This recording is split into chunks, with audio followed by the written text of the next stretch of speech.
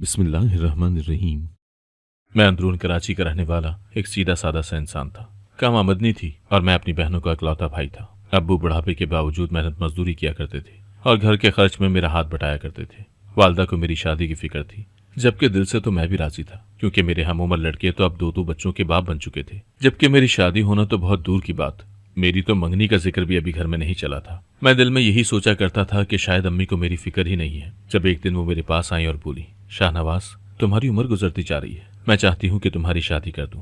ये बात सुनकर तो मेरे दिल में लड्डू फूटने लगे थे, मगर चूंकि मैं मशरकी घराने का लड़का था, इसलिए बोला, अम्मी अभी इतनी भी क्या जल्दी है, मैं चाहता हूँ कि पहले मेरी बहनों की शादी हो जाए, फिर आराम से मैं अपने मुतालिक भी सोच लूंगा। अम्मी ने गहरी निगाहों से मेरी जानिब देखा और बोली, शाहनवाज, तुम्हारे पास इतने पैसे हैं क्या जो तुम अपनी तीनों बहनों को कम से कम 2-2 तोले सोना भी डाल सको या जहेज दे सको? ऐसे में कौन ब्याह कर ले जाएगा तुम्हारी बहनों को? मैं अम्मी की बात सुनकर चौंक गया था और बोला, क्या मतलब आपका? क्या अपनी गुर्बत की वजह से आप अपनी बेटियों की शादियां नहीं करेंगी? अम्मी मुस्कुरा दी और बोली, तुम भी बहुत भोले हो। मेरे पास एक बहुत ही अच्छा सा प्लान है। मैं तुम्हारी शादी किसी अच्छे खाते पीते घराने में करा दूंगी, फिर तुम्हारी बीवी जो जहेज लाएगी वो तुम्हारी बहनों को डाल दूंगी। इस तरह तुम पर बिल्कुल भी बोझ नहीं पड़ेगा।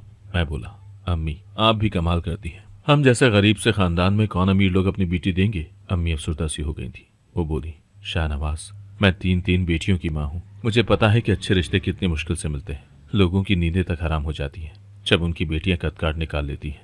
रिश्ते बहुत से मिल जाते हैं, तुम इस बात की फिक्र न करो। ये तो शुक्र है कि तुम शक्ल सूरत के एतबार से भी अच्छे हो। मैंने सर हिला दिया और बोला, ठीक है अम्मी, आप देख लें जैसे आपको मुनासिब लगता है। अम्मी मेरी ये फर्माबरदारी देखकर खिल उठी थी। मैं इलेक्ट्रीशियन था, सारा सारा दिन अपनी मेहनत मजदूरी में ख्वार होता रहता था। मुझे इल्म ही नहीं हुआ कि कब अम्मी ने मेरे लिए लड़की ढूंढ भी ली और मेरा रिश्ता भी तय कर दिया था। मैं घर पहुंचा तो अम्मी बहुत ज्यादा खुश थी, जबकि मेरी बहनें तो मुझे देख देख कर शादी ब्याह के गाने गा रही थी। मुझे कुछ तजस्सुस हुआ था। मैं बोला, अम्मी क्या बात है, आज तो घर में सबके चेहरे खिले हुए हैं। अम्मी मुस्कुराकर बोली, नादिया, जाओ लड़की की तस्वीर तो लेकर आओ। मेरी बहन भागती हुई कमरे में गई और एक तस्वीर उठाकर ले आई थी। वो बोली, भैया 500 का नोट दें, फिर दीदार कराऊंगी। मैंने अपनी जेब में हाथ डाला तो महज 200 रुपए ही निकले थे, क्योंकि मुझे आज मजदूरी के पैसे नहीं मिले थे। मैं जिनके घर बिजली का काम कर रहा था, उन्होंने कहा था कि कल इकट्ठा हिसाब करके पैसे दे देंगे। मेरी बहन ने 200 रुपए मेरे हाथ से उचक लिए थे और मुझे एक लड़की की तस्वीर पकड़ा दी थी। वो तस्वीर देखकर तो मैं हैरान रह गया था, क्योंकि वो लड़की तो बेतहाशा प्यारी थी। मैं बोला, अम्मी ये कौन है?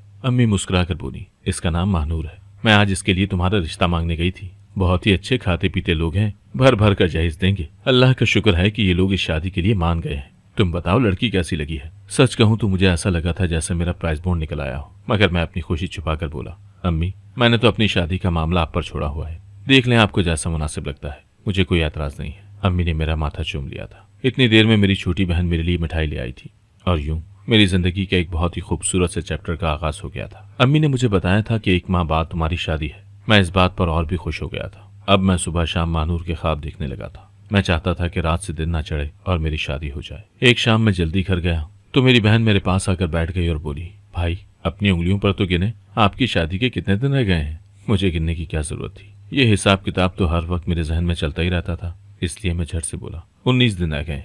उसने इस बात में सर हिला दिया और बोली, भाई आपने अभी तक अपनी मंगेतर से बात नहीं की, आज मैं आपकी बात करवा दूं? इतना अच्छा मौका मैं गंवाना नहीं चाहता था, इसलिए बोला, नेकी और पूछ पूछ। वो मुस्कुरा दी और नंबर मिलाने लगी थी। उसने नंबर मिलाया और बोली, भाभी कैसी हैं आप? मैंने सोचा कि आज आपकी बात करवा दूं भाई के साथ। न जाने उसने आगे से क्या कहा होगा। नादिया मुस्कुराने लगी और फोन मुझे पकड़ाकर खुद उठकर अपने कमरे में चली गई थी। मैंने फोन पकड़ा और छत पर आ गया था। मैंने सलाम दुआ की और बोला, महानूर आप इस शादी पर रजामंद है? वो हंसती थी, उसकी हंसी बहुत मीठी सी थी। वो कहने लगी, मैं तो बहुत खुशी खुशी इस शादी पर राजी हूँ। आप मुझे ये बताएं, आपकी क्या मजबूरी है जो मुझसे शादी कर रहे हैं? मैं हैरान हुआ और बोला, क्यों महानूर, तुम ऐसा क्यों कह रही हो? मैंने तुम्हारी तस्वीर देखी है, मैं तो तुम्हारे हुस्न को देखकर सजदा रह गया हूँ। महानूर बोली, कहीं ऐसा ना हो कि मुझे देखकर आप इनकार कर दें। आप मुझे रुस्वा तो नहीं करेंगे ना? मैं बोला, नहीं नहीं, मैं तो ऐसा करने का सोच भी नहीं सकता। मेरी खुद की 3 बहनें हैं, फिर मैं किसी की बेटी को क्यों रुस्वा करूं? वो बोली, शाहनवाज आप मुझसे वादा करें कि आप अपनी बात पर कायम रहेंगे। मैं मुस्कुरा दिया और बोला, पक्का वादा। फिर महानूर ने फोन बंद कर दिया था, जबकि मैं तो इस सोच में गुम बैठा था कि वो मुझसे इस किस्म की बातें क्यों कर रही थी। खैर मैंने अपने जहन से हर किस्म की सोच को झटक दिया था और खुशी खुशी अपनी शादी की तैयारी करने लगा था। शादी से 1 हफ्ता कबल ही मेरा और महानूर का टेलीफोनिक निकाह हो गया था। वो मेरी बीवी बन चुकी थी और इस चीज ने मुझे अंदर तक राहत दे दी थी। फिर आखिरकार वो दिन भी आ गया जब मैं मुख्तसर सी बारात लेकर महानूर के घर पहुंचा था। मैं तो बड़ी सी हवेली देखकर ही दंग रह गया था। इसलिए जल्दी से अम्मी से मुखातिब हुआ और बोला, कहीं हम गलत रास्ते पर तो नहीं आ गए हैं? अम्मी मुस्कुरा दी और बोली, नहीं नहीं मेरे बच्चे, इसी बड़े घर की लड़की तुम्हारी बीवी बनेगी। बस तुम ये बात याद रखना कि बड़े भाई होते ही कुर्बानी देने के लिए है। तुम अपनी बीवी को राजी रखना कि उसके मैके वाले हमें राजी रखें। मैं अम्मी की बात समझ गया था, इसलिए इस बात में सर हिला दिया था। शादी के लिए बहुत ही अच्छा सा स्टेज सेट किया हुआ था। मेरे ससुराल वाले खुश शक्ल और खुश लिबास लोग थे। मुझे स्टेज पर बिठा दिया गया तो मैं मुंतजिर निगाहों से यहाँ वहां देख रहा था कि कब महानूर को लाकर मेरे पहलू में बिठाया जाएगा। आखिरकार वो वक्त भी आ ही गया था, मगर तब कुछ ऐसा हुआ था जिसकी तवक्को मुझे हरगिज नहीं थी। मैं तो ये देखकर ही दंग रह गया था कि महानूर को व्हीलचेयर पर लाया जा रहा था। मैंने जल्दी से अम्मी की जानिब देखा और बोला, ये क्या है अम्मी? अम्मी मुस्कुराकर बोली, बेटा ये कुर्बानी है जो तुम अपनी बहनों के लिए दोगे। मेरे तो सारे अरमान खाक में मिल गए थे। मैं हक्का बक्का सा बैठा सामने का मंजर देखता रह गया था। महानूर को सहारे के साथ मेरे पास लाकर बिठा दिया गया था। मैंने एक नज़र महानूर पर डाली तो वो मेरी जानिब देखकर मुस्कुराने लगी थी। मैं इस बात को झुटला नहीं सकता था कि महानूर बिलाशुबा एक हसीन लड़की थी, मगर उस वक्त मेरे दिल के 100 टुकड़े हो गए थे। मुझे तो यकीन ही नहीं आ रहा था कि अम्मी अपनी बेटियों की खुशी की खातिर मुझसे इतनी बड़ी कुर्बानी का सवाल करेंगी। मेरा दिल हर चीज से उठ गया था। मैं बस चुपचाप बैठा हुआ था। तभी एक हसीन सी लड़की मेरे पास आकर खड़ी हो गई थी और एक अदा से बोली, शाहनवाज आप तो बहुत खूबसूरत निकले। मैं तो समझती थी कि मेरे वालिदैन ने मेरी बहन जैसा ही कोई अपाहिज मर्द ढूंढा होगा। मैं समझ गया था कि वो मेरी साली है। वो बहुत खूबसूरत थी, इतनी खूबसूरत कि उसके चेहरे से नजर हटती ही नहीं थी। मैं टुकर टुकर उसे देखता रह गया था। वो मेरे कान के पास आकर बोली, दूल्हे मियाँ अपनी निगाहों को संभालें, लोग सब कुछ नोट कर रहे होंगे। मैं तो अपनी साली की बेबाक अंदाज पर दंग रह गया था। थोड़ी देर बाद ही दूध पिलाई की रस्म शुरू हो चुकी थी। मेरा दिल चाह रहा था कि किसी तरह ये शादी रुक जाए और मुझे मेरी साली मिल जाए, मगर जाहिर सी बात है ऐसा नहीं हो सकता था। मुझे अपनी सारी जिंदगी एक अपाहिज लड़की के साथ गुजारना थी। मैं यही बातें सोच सोच कर उदास हो रहा था जब दूध पिलाई की रस्म करते हुए मेरी साली मेरे कान में बोली, इस दूध में जहरीला कीड़ा गिर गया था। ये दूध जहरीला है, मेरी बहन को पिला दो, वो मर जाएगी और फिर हम शादी कर लेंगे। इतना कहकर वो जल्दी से मेरे कान से दूर हो गई थी, जबकि मैं उसके चेहरे की जानिब देखता रह गया था। क्या वो सच कह रही थी या महज मुझे आजमा रही थी? अगर तो वो मुझे आजमा रही थी तो मेरी जरा सी गलती की वजह से मेरी जिंदगी तबाह हो सकती थी। मैं हमन्नक बना अपनी साली के चेहरे की जानिब देख रहा था जब वो बहाने से फिर से मेरे करीब हुई और बोली, मैं सच कह रही हूँ, अगर ये दूध तुमने पी लिया तो तुम मर जाओगे। अगर यकीन नहीं आता तो आजमा कर देख लो। मैंने बस एक लम्हे में ही सारा फैसला कर लिया था। मैं उसके हुस्न के आगे बहक गया और मोहब्बत का नाटक करते हुए वो दूध बीवी को पिला दिया था। मैंने ऊंची आवाज से कहा था कि आज के बाद मैं अपनी बीवी को हर चीज पर मुकद्दम रखूंगा और इसका आगाज मैं आज इस महफिल से कर रहा हूँ। सब लोग बहुत मुतासिर से नजर आ रहे थे। मेरा ससुर तो खुशी से झूम उठा था। महानूर ने भी मुस्कुराते हुए वो दूध पी लिया था और वो दूध पीते ही बीवी ने अपना सर थाम लिया। सब लोग चौंक गए थे। मेरी बीवी ने खून की उल्टी की और एक जानिब को लड़क गई थी। शादी की तकरीब में एक डॉक्टर भी मौजूद थी। उसने आगे बढ़कर महानूर की नब्ज टटोली और बोली, ये तो खत्म हो चुकी है। यकीनन दूध में कोई जहरीली चीज मिली हुई थी। मेरी अम्मी ने जब ये सुना तो उन्होंने वावेला डाल दिया था। उन्होंने मेरे ससुर को गिरेबान से पकड़ लिया था। वो कहने लगी, आप लोगों ने हमारे साथ कितना बड़ा खिलवाड़ किया। आपने हमें अपनी बेटी का रिश्ता नहीं देना था तो ना देते। मेरे जवान जहां अकलौते बेटे को मारने की साजिश क्यों की थी? मेरे ससुर जो पहले ही अपनी बेटी की मौत के सदमे से ढहसा गया था, अब वो ये बातें सुनकर मजीद परेशान हो गया था। वो बोला, बहन हमने ऐसा क्यों करना था? आप बिला वजह इल्जाम क्यों लगा रही हैं? अम्मी चीख कर बोली, इल्जाम? अब अगर ये दूध पिलाई की रस्म वाला दूध मेरा बेटा पी लेता तो यहाँ वो मुर्दा हालत में पड़ा होता, और आप कह रहे हैं कि मैं इल्जाम लगा रही हूँ? मैं अभी पुलिस को बुलाती हूँ और आपके खिलाफ मुकदमा दर्ज करवाती हूँ। तब मेरी साली आगे बढ़ी। उसने मेरी अम्मी के आगे हाथ जोड़ ली और बोली, आंटी खुदारा आप इस सब का इल्जाम मेरे वालिद को मत दें। वो बहुत ही अच्छे इंसान है। उन्होंने सारी जिंदगी शराफत से गुजारी है। अब आप ये तमाशा खड़ा मत करें। मेरी अम्मी बोली, मुझे तुमसे कोई बात नहीं करनी। मैं तो हर हाल में पुलिस को बुलाकर ही रहूंगी। तब वो बोली, मैं अपने बाप की इज्जत बचाने की खातिर आपकी बेटे के साथ शादी करने पर रजामंद हूँ। ये बात सुनकर पूरे हॉल में सन्नाटा छा गया था, मगर मेरी अम्मी तो खुशी से उछली पड़ी थी। उन्होंने फौरन से हामी भर ली थी और यूं मेरी शादी मेरी साली से हो गई। मैं बहुत खुश था कि सांप भी मर गया और लाठी भी नहीं टूटी थी। मेरी शादी उस लंगड़ी महानूर से नहीं हुई थी। मैं बेइंतहा खुश था। मेरे ससुर ने भी आगे बढ़कर आलिया के सर पर हाथ रख दिया और बोले, आज तुमने मुझे रसवा होने से बचा लिया है। मैं सारी जिंदगी तुम्हारा मशकूर रहूंगा। यूं आलिया रुखसत होकर मेरे गरीब खाने में आ गई थी। मेरी अम्मी मेरे कान में बोली, शाहनवाज तुम तो बहुत ही भागों वाले निकले हो। मेरी बहनें चुपचाप सी थी। उन्होंने खामोशी साध ली थी। मैं आलिया को अपने कमरे में ले गया और बोला, मुझे यकीन नहीं आ रहा कि किस्मत यूं भी पलटा खा सकती है। आलिया मुस्कुराकर बोली, खूबसूरत लोगों पर किस्मत हमेशा ही मेहरबान रहती है। मैं मुस्कुरा दिया था और बोला, मैं प्यारा हूं, मैंने माना, मगर तुम तो बहुत ही हसीन हो। मैंने आज तक तुम जैसी लड़की नहीं देखी। वो एक अदा से मुस्कुराकर बोली, यही बात तुमने मेरी बहन से भी कही होगी। मैं हंस दिया और बोला, इस चीज का मुझे मौका ही कहाँ मिला था। आलिया बोली, शाहनवाज मैं खुश हूँ कि तुम जैसे मर्द से मेरी शादी हो गई है। मैंने तुम्हें कबूल कर लिया है, मगर तुमने हमारा घर तो देखा ही होगा। हम दोनों के स्टेटस में ज़मीन आसमान का फ़र्क है। मैं इस घर में नहीं रह सकती, मेरा दम घुट जाएगा। मैं आलिया की बात सुनकर परेशान हो गया था और बोला, आलिया, तुमने अपनी मर्जी से मुझे कबूल किया था। मैंने तुम पर किसी भी चीज़ के लिए दबाव नहीं डाला था। वो बोली, हाँ हाँ मैं मानती हूँ, मगर अब अगर शादी हो गई है तो इसका ये मतलब तो नहीं है ना कि तुम इस दड़बे नुमा घर में मुझे बंद रखो। मैं बोला, आलिया, मुझे बताओ मैं तुम्हारे लिए क्या कर सकता हूँ।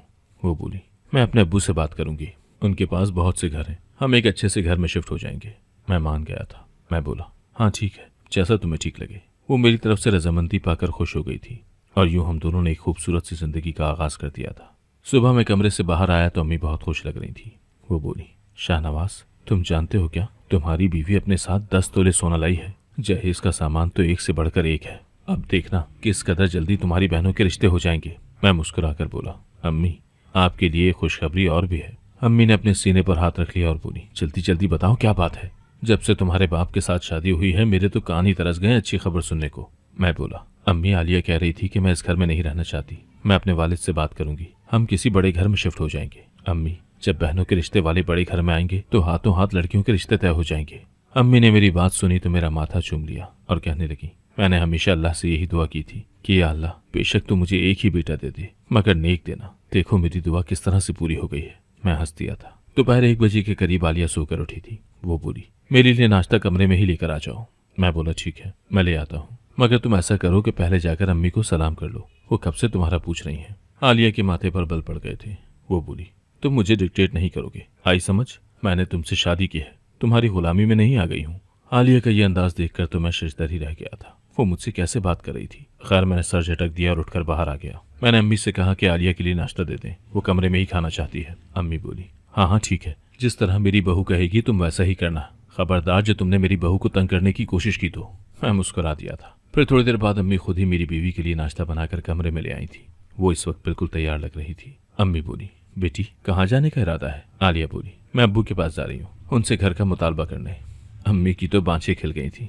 वो बोली, ठीक है बेटी, तुम जाओ आराम से। आलिया ने घर से जाने से पहले मुझसे इजाजत भी नहीं ली थी और चुपचाप कमरे से निकल गई थी। वो सुबह की गई हुई थी और शाम के 6 बजने वाले थे। मैं बहुत बेचैन हो रहा था। बार बार मैं आलिया का नंबर मिला रहा था, मगर उसका नंबर ऑफ जा रहा था। अब तो अम्मी भी घबरा गई थी। वो कहने लगी, अपने ससुर को फोन कर लो, उनसे पूछो कि आलिया अभी तक घर क्यों नहीं लौटी। मैंने इस बात में सर हिला दिया था और बोला, अब ऐसा ही करना पड़ेगा। मैंने फोन जेब से निकाला, तभी आलिया का फोन आ गया था। वो बोली, शाहनवाज, मैं एक एड्रेस तुम्हें सेंड कर रही हूँ, उस पर जल्दी से पहुंच जाओ। मैं बोला, तुम हो कहाँ सुबह से। वो बोली, मैं अब्बू के घर थी, उनकी बेटी मरी है, मैं उनके गम में शामिल होने आई हूँ। मैंने सर हिला दिया और बोला, आलिया, तुमने जो एड्रेस सेंड किया है ये कहाँ का है। वो बोली, हमारे नए घर का। मैंने कहा, इतना लेट मैसेज किया तुमने, अम्मी वालों को अपना सामान पैक करने में देर लग जाएगी। तब आलिया की हंसी गुंजी थी। वो बोली, शाहनवाज, तुम्हारा दिमाग तो ठीक है ना, ये घर मेरा और तुम्हारा है, यहाँ किसी तीसरे का कोई दखल नहीं है। तुम अकेले आ जाओ, ये ना हो कि अपना पूरा खानदान उठाकर साथ ले आओ। अगर तुमने ऐसी हरकत की तो मैं तुम्हें भी अपने घर में आने की इजाजत नहीं दूंगी, आई समझ। मैं तो आलिया की तेवर देखकर ही हैरान रह गया था। मेरे दिमाग में अचानक से महानूर का ख्याल आया था। वो बहुत तहमुल मिजाज लड़की थी, वो इतनी बदलिहाज नहीं थी। मैंने फोन बंद कर दिया तो मेरे सामने खड़ी मेरी माँ खुशी से बोली, आलिया हमें घर बुला रही है। मैंने नफी में सर हिला दिया और बोला, अम्मी, उसने मुझसे कहा है कि तुम अपने घर वालों को साथ लाने की गलती मत करना, अकेले आना।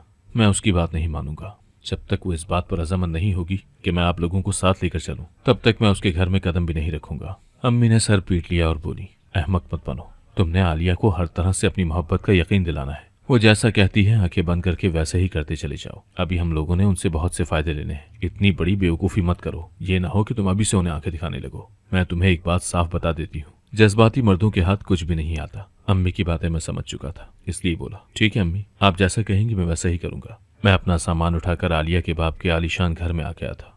यहाँ नौकर चाकर हमारे आगे पीछे फिरते थे।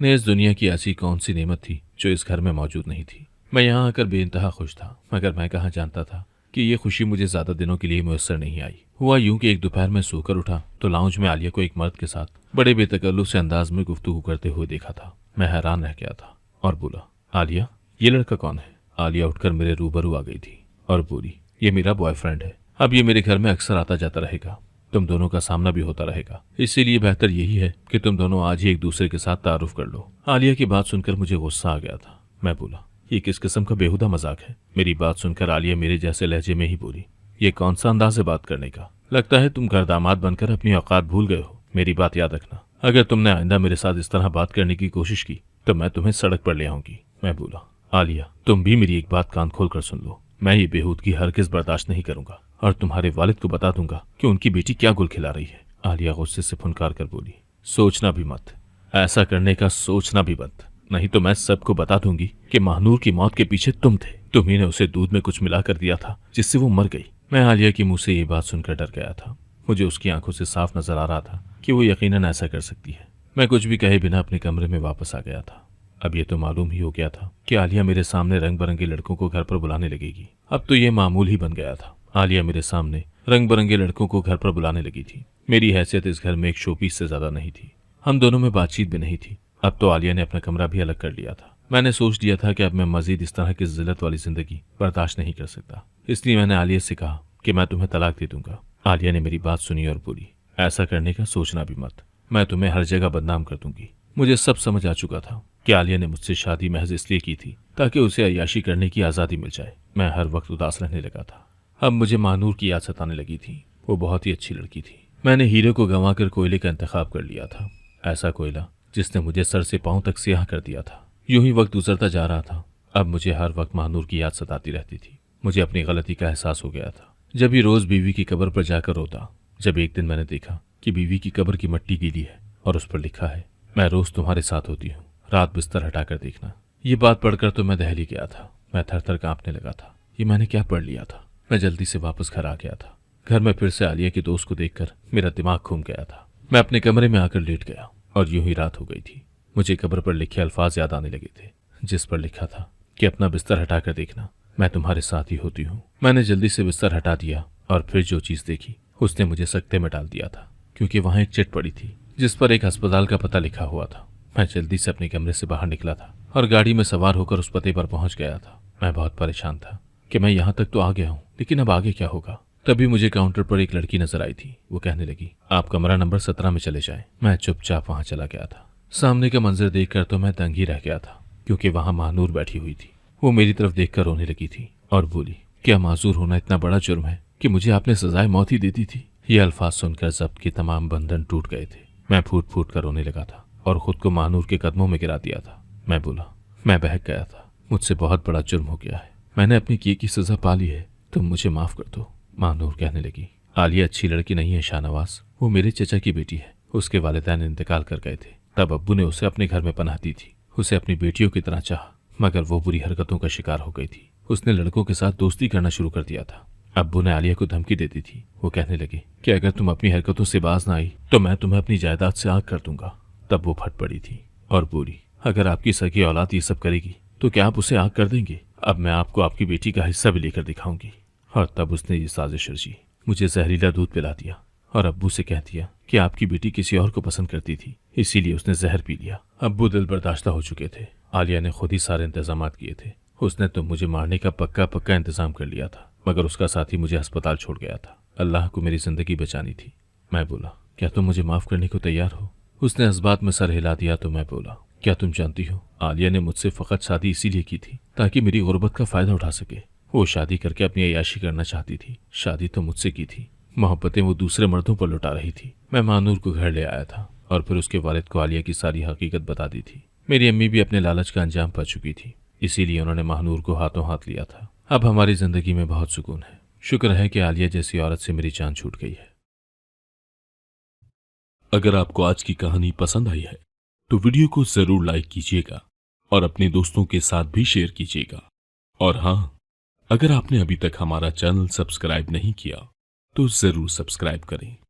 मिलते हैं कल एक नई और दिलचस्प कहानी के साथ। अल्लाह हाफिज।